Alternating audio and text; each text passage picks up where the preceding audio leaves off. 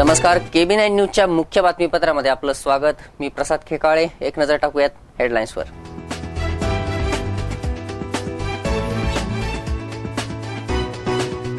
शिवसेना भाजपची युती तुटण्याची दाट शक्यता. दिल्लीत भाजप नेत्यांच्या बैठकीनंतर हालचालींना वेग. शिवसेना 150 जागांवर ठाम. डेडलाईन देऊन चर्चा होणार नाही. जागा वाटपावरून मुख्यमंत्र्यांचा राष्ट्रवादीला इशारा. राष्ट्रवादी काँग्रेसला 124 पेक्षा एकही जागा अधिक देणार नाही. 2 दिवसांमध्ये काँग्रेस उमेदवारांची यादी जाहीर करणार. काँग्रेसचे प्रचार प्रमुख नारायण राणे यांची स्पष्टोक्ती. आघाडी झाली तर एक मतदारसंघ पाहिजेच. पिंपरी चिंचवड शहर काँग्रेसच्या कार्यकर्ता मेळाव्यात स्पष्टीकरण. आणि जागतिक शांतता दिनानिमित्त चिमुकल्यांनी दिला विश्व शांतीचा संदेश. KB9 टीमचा स्पेशल रिपोर्ट.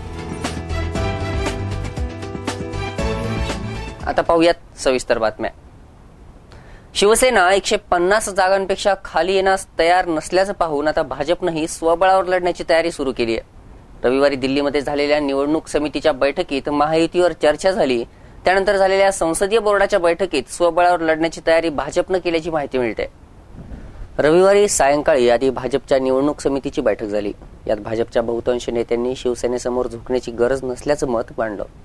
त्यानंतर पंतप्रधान मोदी आणि भाजपाध्यक्ष अमित शहा यांनी 10 मिनिटं खासगीत चर्चा केली. निवडणूक समितीच्या बैठकीनंतर झालेल्या संसदीय बोर्डाच्या बैठकीत भाजप नेत्यांनी महाराष्ट्रातल्या 170 जागांची चाचपणी केली आणि स्वबळावर लढण्याची तयारी केली आहे. यातल्या 130 उमेदवारांची निश्चित झाल्याची माहितीही मिळते. त्यासाठी पंतप्रधान मोदींच्या सभा वाढवण्यावर चर्चा झाली आहे. पंतप्रधान मोदी आधी केवळ 6 सभा घेणार होते, पण आता भाजप स्वबळावर लढणार असल्यानं त्या सभा वाढवल्या जाणार आहेत. शिवसेना पक्षप्रमुख उद्धव ठाकरे यांनी दुपारी पदाधिकाऱ्यांच्या मेळाव्यात 151 जागांचा अंतिम आकडा सांगितला होता. त्यानंतर लगेचच भाजपनं शिवसेनेचा 151, भाजप 119 आणि मित्रपक्ष 18 या फॉर्म्युला फेटाळला आणि भाजप 130, शिवसेना 140, घटक पक्ष 18 असा नवा फॉर्म्युला शिवसेनेसमोर ठेवला. पण शिवसेना मिशन 150 वरून किंचितही मागे यायला तयार नसल्याचं पाहून आता भाजप स्वबळावर विधानसभा लढवणार असल्याची माहिती सूत्रांकडून मिळते. पाहूयात नेमका कसा फॉर्म्युला दिला होता उद्धव ठाकरे यांनी. सगळेजण सांगतात उद्धवजी काहीतरी करा, आणि सरकार आणल्यानंतर करणार. पण आज जे काही चाललेलं आहे, काल सुद्धा देवेंद्र फडणवीस आले, मला म्हणाले उद्धवजी काही करा हो, युती टिकवा. म्हटलं कशी टिकवू सांगा ना तुम्ही. नाही आम्ही 130 लढवतो, तुम्ही 140 लढवा.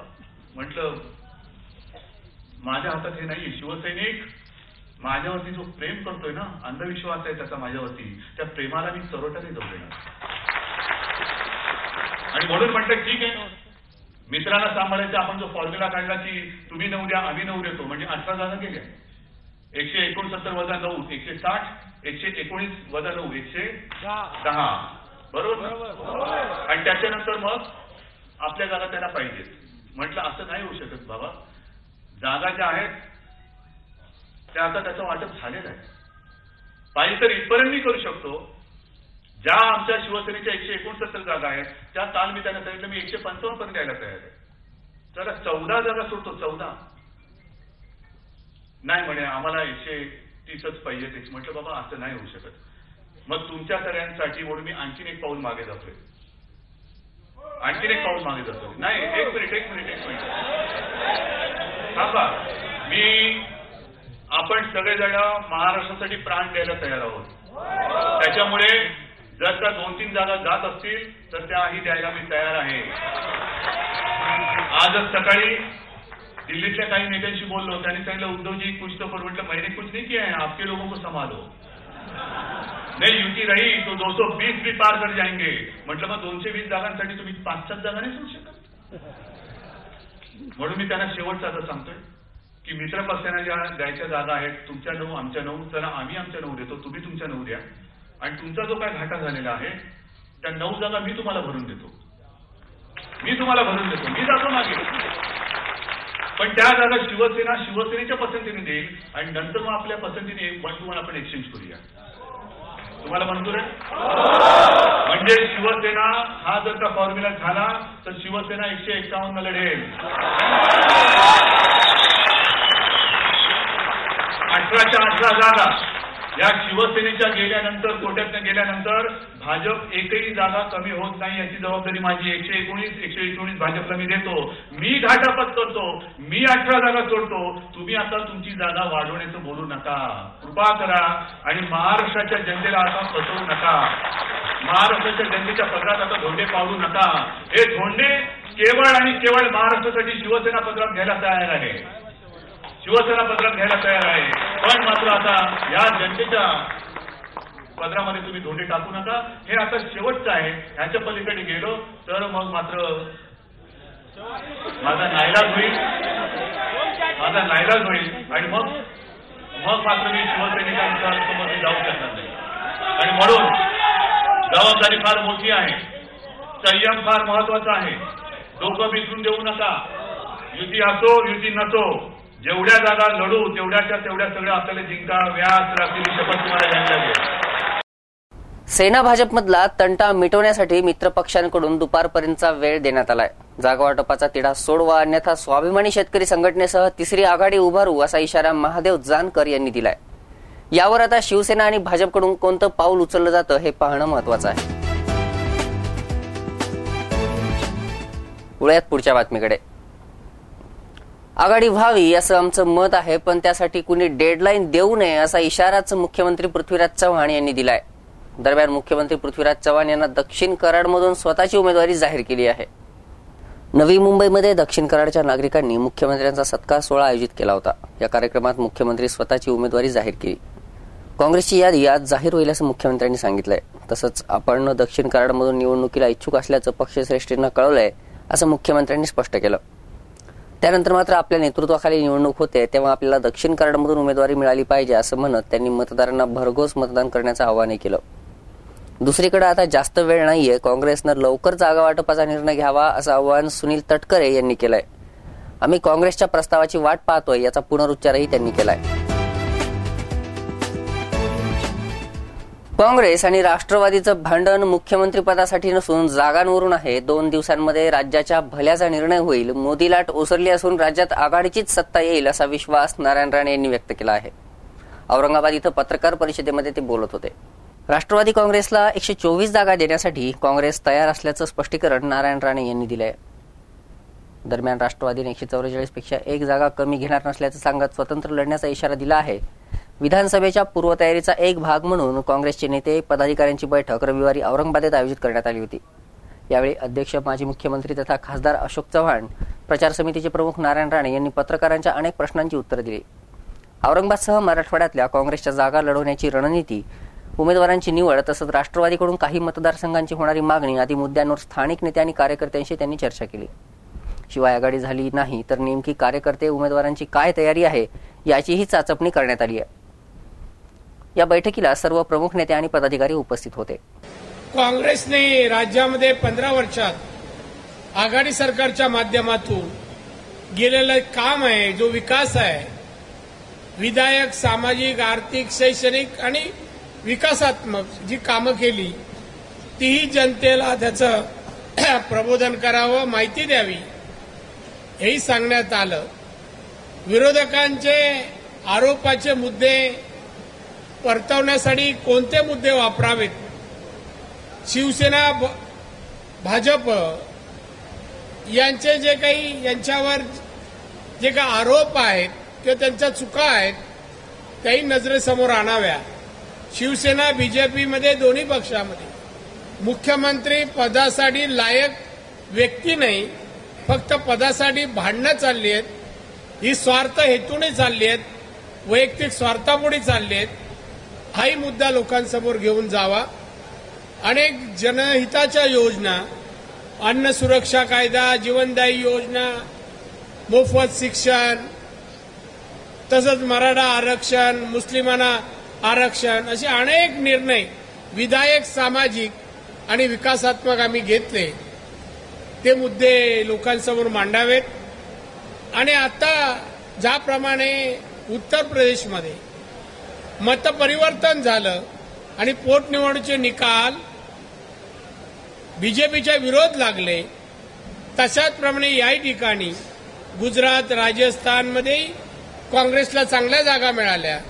तोच अनुभव आपण घेऊन या विधानसभेला काम करावं आणि आता जवळपास 20 आमदार आमचे काँग्रेसचे आहेत ते टिकवावे आणि अधिकचे वाढवावेत हे प्रयत्न तुम्हा सर्व म्हणजे आमच्या सर्व कार्यकर्त्यांचे असावे या दृष्टीने काम करावं वगैरे सांगितलं.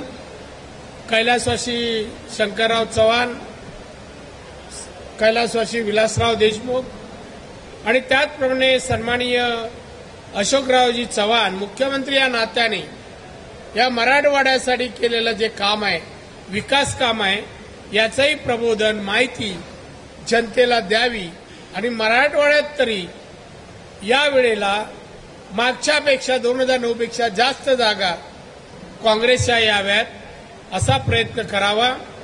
आम्ही जिंकणारच हे घोषवाक्य माननीय सोनिया गांधी म्हणतायत, जिंकणारच महाराष्ट्र विधानसभा. याला आम्ही सर्व मराठवाड्याच्या कार्यकर्त्यांनी हो आम्ही जिंकून देणारच असा प्रतिसाद आम्ही दिलेला आहे आणि त्याचा अनुभव तुम्हाला या निवडणूक येईल.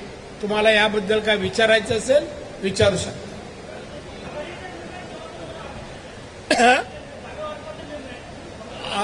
2 दिवसानंतर आमचे उमेदवार जाहीर होते.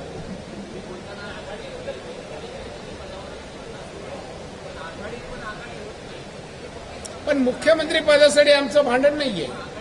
आमच्या जागेसाठी आहेत. जागा ज्या आम्ही म्हणतो आम्ही मागच्या वेळी लढलो तेवढ्या आम्हाला असाव्यात, त्यांना वाढून पाहिजे. सीट वाढवण्यासाठी आमची अजून आघाडी होत नाही आणि त्यांची मुख्यमंत्री पदावरून वाद आहेत म्हणून त्यांची युती होत नाही.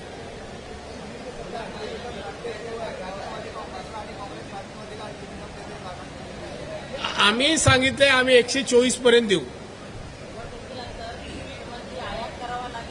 हा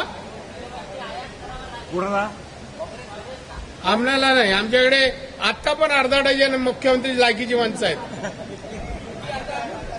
आम्हाला काँग्रेस 128 वर्षाचा आहे.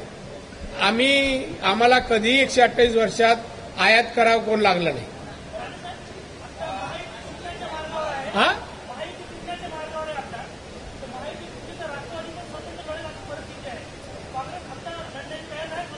मी आपल्याला सांगतो, वाईटाचा विचार आम्ही करत नाही. महायुती तुटेल असं मी म्हणत नाही. पण कुठल्याही परिस्थितीत काँग्रेसशी लढण्याची तयारी आत्तापासून आहे. हो 288चा हिशोब बोलतोय मी.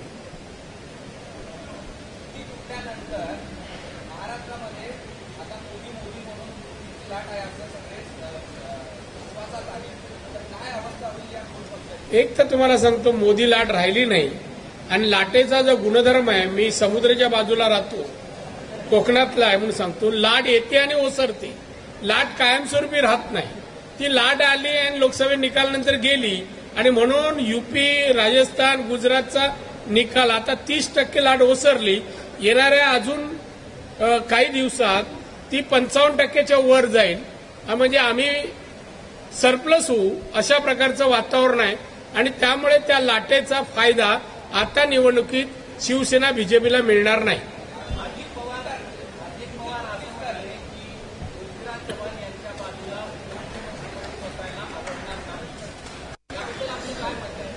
पण आता बसतात आहे, आता बसतायत, त्यामुळे आवड निवड नंतर ठरवावी त्यांनी. आता काही सांगून फायदा. अशा परिस्थितीत योग्य नाही एवढंच मी म्हणेन.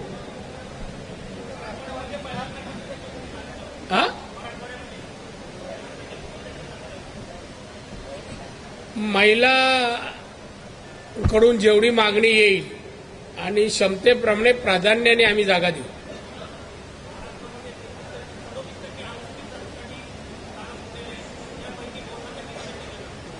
तसं काही सांगता येणार, अजून सांगता येणार, जाहीर करू. पण सगळ्या जाती धर्मांना न्याय फक्त काँग्रेसच देतं. जसं शिवसेनेने मराठा आरक्षणाला विरोध शिवसेनेनेच केला. जास्त मराठा त्यांच्यात आमदार, खासदार आणि पदाधिकारी असताना. तसं आमचं दाखवायचे दात वेगळे आणि खायचे वेगळे नाही. आम्ही सर्व धर्म आणि सर्व जातींना समान न्याय.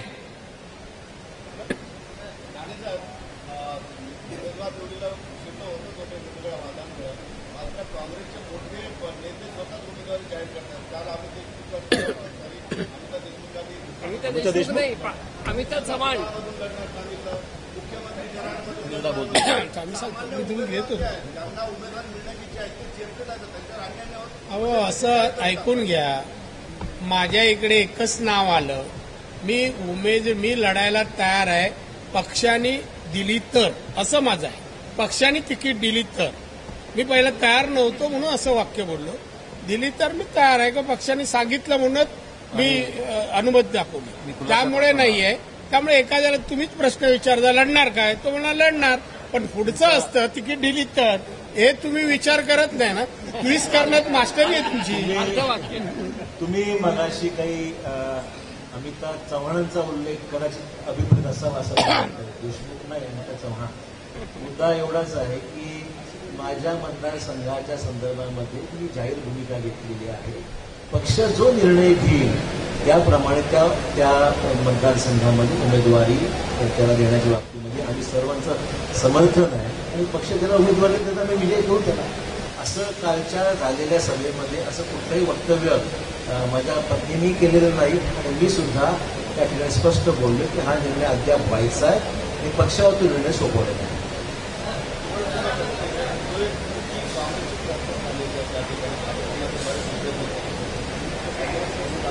ते भाजपमध्ये जाण्याचे जे असं आहे, जी मंडळी त्यातली काही अंशी जी भाजपात गेलेली आहेत, काही राष्ट्रवादीतले नेते बहुसंख्य त्याच्यामध्ये गेलेले आहेत, ते काँग्रेसमध्ये कधी नव्हतेच ना. काँग्रेसला काँग्रेसच्या विरोधातच होते.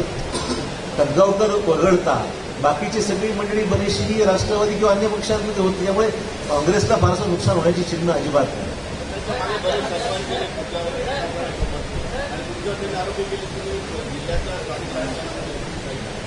ठीक आहे, तर त्याशिवाय असं आहे की जिल्ह्यामध्ये सगळं एवढं मनावर घेऊ नका. जिल्हे रिझल्ट जिल्ह्याचे आपण ते चांगले आले जातात जिल्ह्यामध्ये.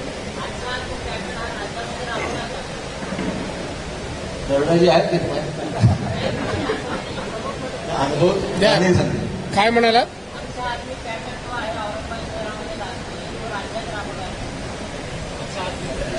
आता एखादा निर्णय, एखादा प्रचाराची पद्धत एखाद्याने अवलंबली म्हणून राज्यात राबवायचं की नाही, ती हिताची कितपत आहे तपासून पाहिला जाईल आणि निर्णय घेतला जाईल.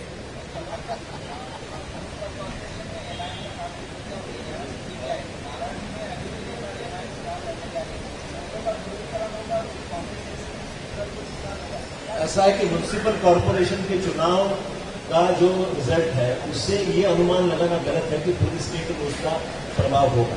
एमआईएम कोशिश कर रही है. महाराष्ट्र में एक जमाने मुस्लिम लीग कोशिश करती थी, तो आज देख रहे हैं कि मुस्लिम लीग का कोई अस्तित्व महाराष्ट्र में नहीं है. उसी तरह से एमआईएम का कोई प्रभाव इस असेंबली के चुनाव के दरमियान होगा ऐसा मुझे लगता है.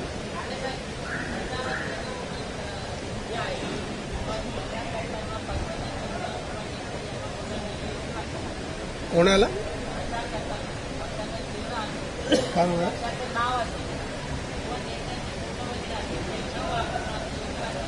पक्ष नाव फोटो प्रचार पक्ष या गोष्टीची दखल घेईल आणि योग्य ती कारवाई करेल. तुम्हाला जे अयोग्य वाटतं ते.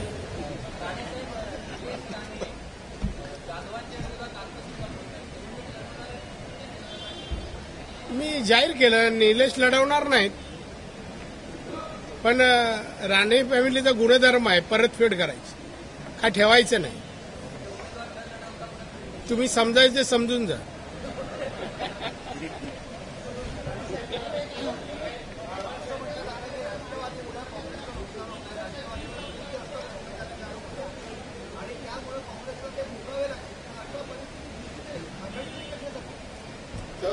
वरिष्ठ आणि आम्ही सगळे विचार करू. सगळ्याच गोष्टी त्यांच्या आम्ही घ्यायला पाहिजे नाही. चांगले गुण असतील ते पण आम्ही घेऊ ना.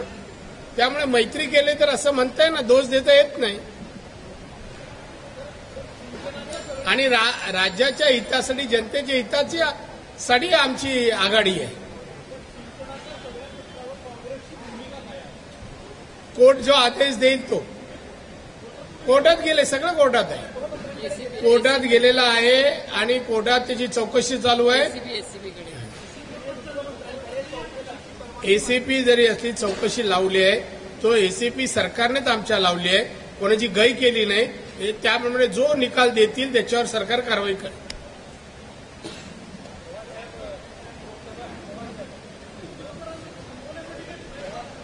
बोला ना, बोला, मी सांगतो ना.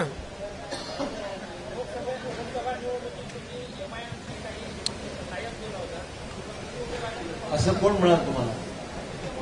असं तुम्ही म्हणताय. MIMशी आम्ही कुठलंही टायअप केलेलं नाही, हे तुमचं म्हणणं आहे, आमचं म्हणणं नाही. तर त्यांनी उमेदवार उभा करायचा ना, त्यांचा प्रश्न आहे ना. आम्ही थोडी सांगणार की तुम्ही उमेदवार उभा. MIMने कुठे उमेदवार उभं करायचं न करायचा त्यांचा प्रश्न आहे. मी मागे काही केलं नाही, आता काय करणार? हा प्रयत्न जरूर केले. मी त्यांना सांगितलं की तुम्ही असा निर्णय, कारण लोकसभेमध्ये सुद्धा त्यांना उमेदवारी नाकारण्यात आली नव्हती. त्यांनी स्वतःहून त्यावेळेस मी लोकसभा लढणार नाही ही पत्रकार परिषद. राज्यभरामध्ये 200 उमेदवार उभे करण्याची मनसेची तयारी अंतिम टप्प्यात आली आहे. विदर्भ आणि पश्चिम महाराष्ट्रात तुलनेनं कमी उमेदवार उभे केले जाणार आहेत. नावांची अधिकृत घोषणा लवकरच केली जाईल असं बाळा नांदगावकर यांनी सांगितलंय. दरम्यान राज ठाकरे यांची तब्येत बरी होण्यासाठी दिल्लीतल्या भाजप नेत्यानं पुष्पगुच्छ पाठवल्याचं समजतंय. एका वृत्तपत्राशी बोलताना बाळा नांदगावकर यांनी विधानसभेसाठी मनसेची वाटचाल कशी असणार यावर भाष्य केलंय. आम्ही मराठवाड्यात जवळपास सर्व जागांवर उमेदवार देणार आहोत. विदर्भातही जवळपास 35 ते 40 उमेदवार निश्चित केले आहेत. मुंबई, ठाणे, नवी मुंबई, पुणे आणि नाशिक या ठिकाणच्या सगळ्या जागा मनसे लढणार आहे. पश्चिम महाराष्ट्रातही उमेदवार उभे करत आहोत. येत्या 25 सप्टेंबर रोजी मनसेचं व्हिजन डॉक्युमेंट मुंबईत सादर होणार आहे. सत्ता आली तर राज्यात काय करायचं याचं विस्तृत चित्र त्यात असेल असंही नांदगावकर म्हणाले आहेत. दरम्यान भाजप, सेना आणि दोन्ही काँग्रेस यांचं काय होतं त्यानुसार कोणासोबत जायचं, किती जागा कोणासाठी सोडायच्या याचं गणित सध्या मनसेत सुरू आहे. 25 तारखेला राज ठाकरे प्रचार सुरू करणार असून त्यावेळी ते आपली भूमिका स्पष्ट करणार आहेत. महत्त्वाचं म्हणजे अध्यक्ष राज ठाकरे सध्या आजारी आहेत. त्यांना लवकर आराम पडावा यासाठी भाजपच्या दिल्लीतल्या एका वरिष्ठ नेत्यानं सदिच्छा म्हणून राज यांना पुष्पगुच्छ पाठवल्याचं समजतंय. राज्यातल्या बदलत्या राजकीय पार्श्वभूमीवर या पुष्पगुच्छाला देखील आता महत्त्व आलंय.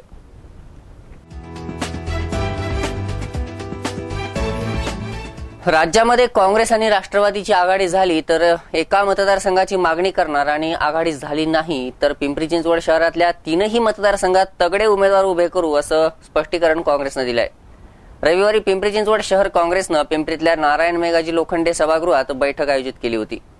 पिंपरी चिंचवड शहरासह संपूर्ण महाराष्ट्रात लोकशाही काँग्रेसचीच सरकार येणार असल्याचा विश्वास पिंपरी चिंचवड शहर काँग्रेसच्या निरीक्षक माजी मंत्री शोभा बच्छाव यांनी व्यक्त केलाय. यावेळी ज्येष्ठ नेते आझम पानसरे, शहराध्यक्ष सचिन साठे, कामगार नेते कैलास कदम, विरोधी पक्षनेते विनोद नडे, नगरसेविका आरती चौंदे, विमल काळे, जयश्री गावडे, गीता मंचरकर, माजी नगरसेवक बाबू नायर, सतीश दरेकर आदी उपस्थित होते.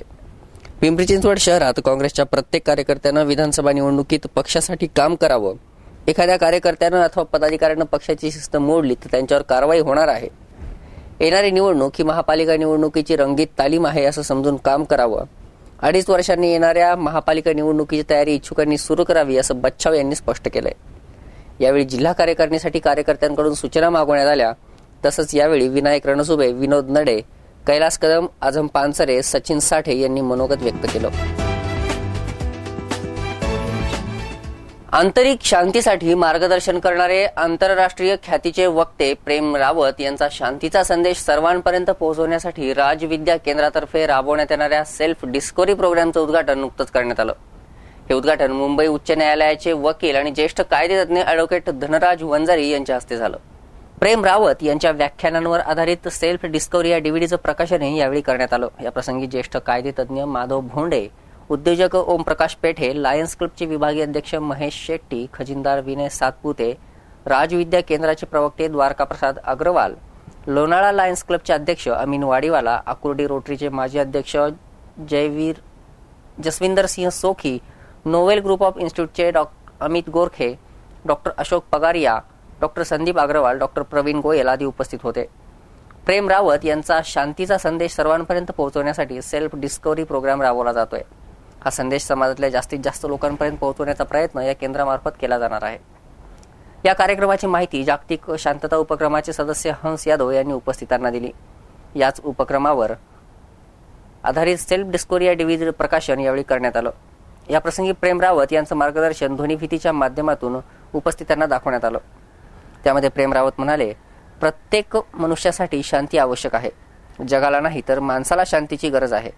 जेव्हा लोकांच्या मनात शांती निर्माण होईल हेच कार्य प्रेम रावत गेले अनेक वर्ष करत आहेत. त्यांनी जगात आतापर्यंत 90 देशामध्ये 350 शहरांमध्ये शांतीचा संदेश पोहोचवण्याचं काम केलं. विधानसभेसाठी उमेदवारी अर्ज भरण्याची मुदत संपत येते, मात्र अजूनही कोणत्याही पक्षानं आपले उमेदवार जाहीर केलेले नाहीत. याचाच फटका म्हणजे प्रचार साहित्याला बसलाय. उमेदवार आणि पक्ष ठरले नसल्यानं प्रचार साहित्य विक्रीवर याचा मोठा परिणाम होताना दिसून येतोय. लोकसभा निवडणुकीतल्या एकतर्फी निकालानंतर भाजप, शिवसेना आणि दोन्ही काँग्रेसकडून जागा वाटपावरून चांगलाच तिढा निर्माण होतोय. त्यामुळे अजून कोणत्याच पक्षानं उमेदवार निश्चित केलेले नाहीत. याचा परिणाम म्हणजे कार्यकर्त्यांचा चांगलाच गोंधळ उडाला आहे. महायुती आणि आघाडीतल्या जागा वाटपाचा वेळ वाया जात आहे. त्यातच अर्ज भरण्यासाठी फक्त 6 दिवसांचा अवधी राहिलाय. त्यामुळे प्रचारात रंगच भरलेले नाहीत अशी अवस्था निर्माण झाली आहे. एरवी आचारसंहिता लागू झाली की ठिकठिकाणी सर्वच राजकीय पक्षांचे झेंडे, बिल्ले, टोप्या, muffler, stickers, banner, posters, kitchen इत्यादी प्रचार साहित्य विक्रीच्या दुकानांचं पेव फुटतं. निवडणूक रिंगणातील उमेदवारांच्या बॅनरने महत्वाचे चौक आणि रस्ते व्यापतात. मात्र यंदाच्या निवडणुकीत चित्र काही उलटच आहे. विधानसभा निवडणुकीसाठी अभावानं सुद्धा होर्डिंग झळकलेले नाहीत. केवळ सोशल मीडियावर फोटो टाकून लढण्याचा नारा देत काम मात्र इच्छुकांकडून होत असल्याचं दिसतंय. विधानसभा निवडणूक काळात पैशांचा घोडेबाजार रोखण्यासाठी निवडणूक आयोग सक्रिय झालाय. आचारसंहितेच्या काळात एखाद्या नागरिकाकडे 50,000 रुपयांची रोकड आढळली तर त्याच्या रकमेचा स्रोत सांगावा लागणार आहे. तसंच निवडणूक आयोग एकाच वेळी 10 लाखांपेक्षा जास्त रकमेची उलाढाल होणाऱ्या बँक अकाउंटवरही करडी नजर ठेवणार आहे. निवडणूक काळात आर्थिक व्यवहार झाल्यास निवडणूक आयोग त्याची माहिती आयकर विभागाला देणार आहे. निवडणूक आयोगानं विधानसभा निवडणुकीच्या रिंगणात उतरणाऱ्या उमेदवार आणि राजकीय पक्षांना खर्चाचं बंधन घातलं असलं तरी त्याहून कितीतरी जास्त पटीनं प्रत्यक्षात खर्च केला जात असल्याची वस्तुस्थिती आहे. यंदाची विधानसभा निवडणूक चुरशीची होण्याची चिन्ह असल्यानं प्रचारादरम्यान मतांच्या मोबदल्यात पैशांचे पाठ वाहतील अशी चर्चा आहे. त्यामुळे असे गैरप्रकार रोखण्यासाठी निवडणूक आयोगानं कडक पावलं उचलली आहेत. लोकसभा निवडणुकीची आचारसंहिता सुरू असताना 50,000 रुपयांपेक्षा जास्त रक्कम बाळगणाऱ्या नागरिकांवर बारीक लक्ष ठेवण्यात आलं होतं. त्याच धर्तीवर विधानसभा निवडणुकीतही पैसे वाटप झाल्यास संबंधितांवर कारवाई करण्यासाठी भरारी पथकांची नियुक्ती करण्यात आली आहे. यामध्ये निवडणूक विभाग, पोलीस आणि आयकर विभागाच्या अधिकाऱ्यांचा समावेश असणार आहे. तपासणीसाठी गेलेल्या महिलेचा विनयभंग करणाऱ्या डॉक्टर विरुद्ध गुन्हा दाखल करण्यात आलाय. ही घटना पिंपरीतल्या कौशल हॉस्पिटलमध्ये घडली आहे. या प्रकरणी एका महिलेनं पिंपरी पोलिसात फिर्याद दिली आहे. त्यानुसार डॉक्टर SD चूग यांच्या विरुद्ध गुन्हा दाखल करण्यात आलाय. वळूयात पुढच्या बातमीकडे. वाहन परवाना म्हणजेच ड्रायव्हिंग लायसन्सचा अर्ज भरण्यासाठी आता मोठमोठ्या रांगा लावाव्या लागणार नाहीत, कारण हा अर्ज ऑनलाईन पद्धतीनं मिळणार आहे. अर्जासाठी असलेली मोठी रांग टाळता आल्यानं प्रत्येकाचाच वेळ वाचणार आहे. पाहुयात पिंपरी चिंचवडच्या उपप्रादेशिक परिवहन कार्यालयाचा हा अनोखा प्रयोग. वाहन परवान्याचा अर्ज ऑनलाईन मिळणार असल्यानं आता परवान्यासाठी इच्छुक असणाऱ्यांना चांगली परवानगी मिळणार आहे. आपल्या वेळेनुसार RTO ऑफिसला येऊन आपण लायसन्सच्या पूर्ततेची पुढची प्रक्रिया करू शकता. 1 सप्टेंबरपासून पिंपरी चिंचवडच्या उपप्रादेशिक परिवहन कार्यालयानं ऑनलाईन फॉर्मची ही पद्धत सुरू केली आहे. यामुळे एजंटगिरी करणाऱ्यांवर काही प्रमाणात चाप बसणार आहे. या ऑनलाईन पद्धतीमुळे सर्व प्रक्रिया सुकर आणि पद्धतशीरपणे झाली आहे. सारथी प्रणालीद्वारे आपण हा ऑनलाईन फॉर्म भरू शकतो. एका दिवसात सध्या 280 फॉर्म भरण्याची क्षमता ठेवण्यात आली आहे. त्यामुळे दुसऱ्या दिवशी किती लायसन्स इच्छुक येणार, किती काम करावं लागणार याचा अंदाज RTOच्या कर्मचाऱ्यांना येणार आहे. या पद्धतीमुळे कामाची पद्धतही सुकर होणार आहे. ही ऑनलाईन पद्धत अजूनही नागरिकांपर्यंत पोहोचलेली नाही. सध्या या प्रणालीला 60% लोकांचा प्रतिसाद मिळतोय. या पद्धतीमुळे लायसन्स काढणं सोयीस्कर झाल्याचा प्रतिक्रिया नागरिकांतून मिळत आहेत. ऑनलाईन फॉर्म भरल्यानंतर प्रत्येकाला आपल्या वेळेनुसार लायसन्स काढण्याच्या प्रक्रियेला उपस्थित राहता येणार असल्यानं ऑनलाईन पद्धत हळूहळू नागरिकांमध्ये हिट होत असल्याचं पाहायला मिळतंय. कौन बनेगा करोडपतीमध्ये दिल्लीचे नरुला बंधू पहिले महाकरोडपती ठरले आहेत. हे दोघंही तब्बल 7 कोटी रुपयांचे विजेते ठरलेत. सार्थक आणि अचिन अशी या दोघांची नावं आहेत. सार्थक आणि अचिन दोघांना कौन बनेगा करोडपतीचे सूत्रसंचालक महानायक अमिताभ बच्चन आणि सिद्धार्थ बासू यांनी गौरवलं. कौन बनेगा करोडपतीमध्ये मोठी रक्कम जिंकण्यासाठी बराच अभ्यास केल्याचं सार्थक आणि अचिन यांनी सांगितलं. आपलं ज्ञान वाढवण्यासाठी डेरेक ओब्रियन यांचं पुस्तक अभ्यासल्याचं नरुला बंधूंनी सांगितलं. सार्थक आणि अचिन हे दोघंही अत्यंत गुणी आणि हुशार आहेत. कार्यक्रमात प्रश्नांची उत्तरं देताना त्यांचा आत्मविश्वास दिसत होता असं महानायक अमिताभ बच्चन यांनी सांगितलं. अमिताभ बच्चन यांच्या सूत्रसंचालनामुळे गेल्या अनेक वर्षांपासून कौन बनेगा करोडपती हा सामान्य ज्ञानावर आधारित कार्यक्रम चांगलाच प्रसिद्ध झालाय. आता या कार्यक्रमाला सार्थक आणि अचिनच्या रूपानं पहिलं 7 कोटीच्या बक्षिसाचे विजेते मिळाले आहेत. यंदाची आशियाई स्पर्धा भारतासाठी आनंदाची पर्वणी घेऊन आल्यासारखं वाटतंय. पहिल्याच दिवशी सुवर्ण पदक मिळवल्यानंतर आता याच स्पर्धेत भारताच्या पुरुष हॉकी संघानं रविवारी श्रीलंकेचा 8-0 ने दारुण पराभव करत विजय मिळवलाय. रुपेंद्र सिंग यानं खेळाच्या 12व्या, 45व्या आणि 46व्या मिनिटाला 3 गोल करून हॅट्रिक केली. याशिवाय रमनदीप सिंग यानं 2 गोल केले, तर दानिश मुस्ताबा, कंगुजाम रामचंद्र आणि रघुनाथ रामचंद्र यांनीही गोल केले. मुजाताबानं 6व्या मिनिटाला केलेल्या गोलमुळे भारताला आघाडी मिळाली. त्यानंतर रुपिंदर सिंगनं पेनल्टी स्ट्रोकमध्ये आणि 13व्या मिनिटात रघुनाथनं केलेल्या गोलमुळे भारतानं सुरुवातीलाच 3-0 आघाडी राखली. खेळाच्या नव्या नियमानुसार खेळाचा एकूण कालावधी 70 मिनिटांवरून 60 मिनिटं केला गेलाय. कंगुजामनं 21व्या मिनिटात चौथा गोल केला, तर रमनदीपनं दुसऱ्यांदा गोल करत खेळावर पकड घट्ट केली. विश्व शांततेसाठी शिक्षण, जनजागृती आणि जागतिक शांतता कृती कार्यक्रम अशी त्रिसूत्री निश्चित करण्यात आली आहे. रविवारी 21 सप्टेंबरला हाच शांतता दिन उत्साहात साजरा झाला. शांततेचे हे पर्व असंच वाढत राहो हे सांगण्यासाठी पिंपरी चिंचवडच्या विद्यार्थ्यांनी रॅली काढली. पाहुयात काय म्हणतात हे चिमुकले शांतीदूत. आमची प्रतिनिधी श्वेता घुमसे हिनं केलेली ही खास बातचीत. संयुक्त राष्ट्रसंघानं 2001 साली एका विशेष ठरावाद्वारे 21 सप्टेंबर हा आंतरराष्ट्रीय शांतता दिन म्हणून साजरा करण्याचं निश्चित केलं. 2002 पासून याला प्रारंभ झाला. शांतता प्रस्थापना ही प्रत्येक देशाची नितांत गरज आहे. शांतता प्रस्थापित करण्यासाठी दिशा, प्रेरणा आणि शिक्षण देण्याची भूमिका संयुक्त राष्ट्रसंघानं घेतली आहे. प्रत्येक युगात आपापल्या विश्वशांतीचा संदेश पाहायला मिळतो, पण त्यासाठी प्रयत्न करणाऱ्यांची संख्या मात्र अत्यल्प आहे असं म्हटल्यास चुकीचं ठरणार नाही. शांतता प्रस्थापनेला सर्वात जास्त धोका आहे तो दहशतवाद, आर्थिक साम्राज्यवाद आणि धार्मिकतेच्या नावाखाली होणारे युद्ध यांचा. विकसित देश आर्थिक बळावर शस्त्रास्त्र आणि अणुबॉम्ब निर्मिती करून गरीब आणि विकसनशील देशांवर एक प्रकारे दबाव निर्माण करू पाहत आहेत. हा दबाव आणि भीतीपासून लोकांची शांतता हरवत चालली आहे. शांततापूर्ण वातावरण नसल्यानं विकसनशील देशांच्या प्रगतीला खीळ बसत आहे. लोकांना जीवनाविषयी शाश्वती राहिलेली नाही. जगभरात संशय आणि अनिश्चिततेचं वातावरण निर्माण झालंय. स्वार्थ, घृणा, द्वेष, जातीयवाद, धर्मवाद यामुळे माणसं एकमेकांपासून दूर होऊ लागली आहेत. माझा रोल मदर टेरेसा आहे आणि मला खूप छान वाटतंय की या पीस डेला मी बनू शकले. आणि मला सगळ्यांना एवढंच सांगायचं आहे की तुम्ही भांडू नका, जगात असाच पीस मेंटेन करा. मी विवेकानंद है और मेरा यही कहना है कि सब जगह पे शांति और पीस फैला रहे. माझं नाव तेजस तुषार पर्वत आहे. मी गांधी बनले आहे. ज्यांनी फ्रीडम दिला आपल्या इंडियाला. माझं एवढंच बोलणं आहे की भांडण्याच्या ऐवजी जरा प्रॉब्लेम्स समजून घ्यावे. माझं नाव देवांग आहे आणि आज मी दलाई लामा बनलो आहे. आणि मला एवढंच म्हणायचं आहे की आता जे इस्रायल आणि पॅलेस्टाईनमध्ये जे वॉर झालं आहे हे सगळे बंद करा. आपण सगळे एक आहोत, आपण सगळे माणसांमध्ये आले आहोत. सगळ्यांनीच पीस निभवा प्लीज. मी औंग सान सुकी आहे. मी सगळ्यांचे जन्म राईट ते स्वराज द्यायला मी सगळ्यांना प्रयत्न करते. मैं Vishakh Krishna Kumar and I am playing the role of Nelson Mandela and I have to tell that we have to bring peace on the earth, not war. Hi, good morning. I am student of Alfonso High School from 8th standard and I am playing the role of MK Gandhi. We should maintain peace and harmony in the nation. Happy Peace Day. My name is Om Tulsani. मैं स्वामी विवेकानंद का role कर रहा हूँ. हमें piece day पे अच्छी तरह से रहना चाहिए और हमें झगड़ा छोड़ना चाहिए. My name is Surakshit. I am doing the role of the Dalai Lama. So I feel that everyone should keep a peace in the world and do not fight with against. निर्मल बॅथॅनी हायस्कूलच्या विद्यार्थ्यांनी एक नवीन योजना राबवली. एक रॅलीच्या माध्यमाने एक संदेश दिलाय की संपूर्ण जगामध्ये, अख्ख्या विश्वामध्ये एक शांतीचा उपक्रम राबवायचा, एक शांतीचा संदेश द्यायचा. स्वामी विवेकानंद, दलाई लामा, नेल्सन मंडेला सोबतच नवीन रूपांतरण यांनी केलेलं आहे. त्यांची भूमिका निभावलेली आहे या विद्यार्थ्यांनी.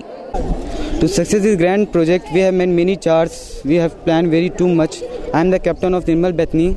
We have now. I want to give from this channel the message of now the world have to decide that they have to strive for world peace, or they want the pieces of world or peace on earth.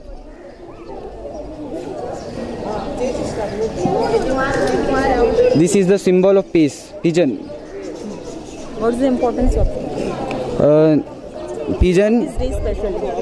The pigeon in this day special. They want the independence. So independence is important. Independence can be only fulfilled if there is peace in the world. So I think so. Peace should be spread in all the world. हे जे लावलेलं आहे war इव्हेंट्सचे जे posters लावलेले आहेत तुझं काय म्हणणं आहे यावर तू इंडिकेट करतो I want to say that this war which have been occurred in the world since 2 times that we should have to stop it. Like India and Pakistan, they are nowadays for small things they are trying to fight. So from this day and from these pictures we have to indicate that we should stop this. And as this poster says that we want peace, as this poster says that what do you want? Peace on earth, on pieces of earth.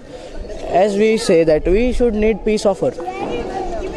भाषा, संस्कृती, वेशभूषा वेगवेगळे असू शकतात, पण विश्वकल्याण हा एकमेव असा धर्म आहे की जो मानवाला राग, द्वेष सोडायला लावून प्रेमाचा मार्ग दाखवतो. शांतता आवडत नाही असा एकही माणूस सापडणार नाही. शांतता सर्वांनाच प्रिय असते, पण आज जागतिकीकरणाच्या युगात भौतिक सुख आणि प्रगतीच्या मागे धावताना लोक शांततेपासून दूर चालले आहेत असंच दिसतंय. आज मानवाबरोबरच निसर्ग, आकाश, पृथ्वी, समुद्र सर्वच अशांत आहेत. भौतिक प्रगती साधण्याच्या स्पर्धेत मानवानं निसर्गापासून इतकी फारकत घेतली आहे की त्याच्या या निसर्गावरील कुरघोडीमुळे पर्यावरणाचा ऱ्हास होण्याच्या मार्गावर आहे. अशावेळी जगभरात शांतता आणि सामंजस्याचं वातावरण असेल तरच सर्वांची प्रगती होईल आणि खऱ्या अर्थानं भारतीय संस्कृतीनं जगाला दिलेली वसुधैव कुटुंबकमची संकल्पना साकार होऊन शांतता प्रस्थापित होईल.